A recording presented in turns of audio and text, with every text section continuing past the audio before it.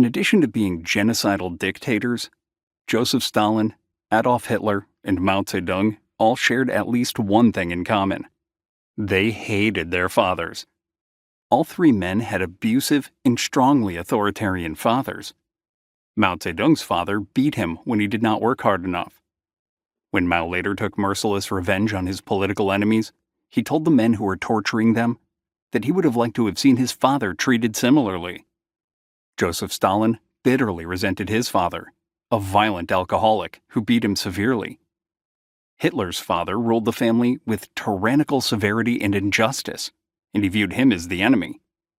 Remarkably, all three seem to have loved their mothers, and at least Hitler and Mao saw themselves in alliance with their mother against their father. It would be foolish to conclude that these fathers were responsible for the devastation and suffering their sons unleashed on the world. Most people who are abused by their fathers as children do not become tormentors, and some even thrive. There are surely a host of genetic, environmental, historical, and socio-political factors that collectively conspired to produce these horrific developmental outcomes. Yet, we can still ask how things might have been different if each of these men had been raised, instead, by a warm, nurturing father who provided strong moral guidance and set appropriate limits without harsh discipline. Other famous world leaders had more commendable fathers. Teddy Roosevelt revered and idolized his father.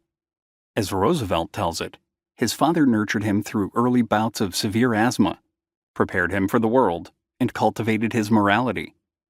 Roosevelt's own words say it best. "I was fortunate enough in having a father whom I have always been able to regard as an ideal man. I was a sickly and timid boy. He not only took great and untiring care of me, but he also most wisely refused to coddle me, and made me feel that I must force myself to hold my own with other boys, and prepare to do the rough work of the world.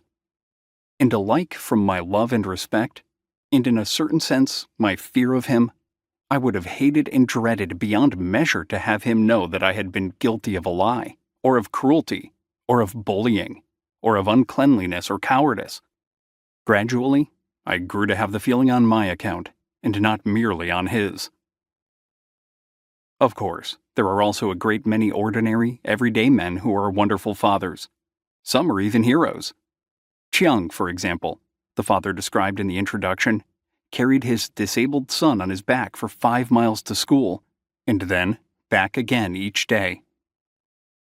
What if Hitler had been raised by Theodore Roosevelt Sr.? What if Mao Zedong had been raised by Yu Chiang? Is it possible we could have averted the loss of millions of innocent lives?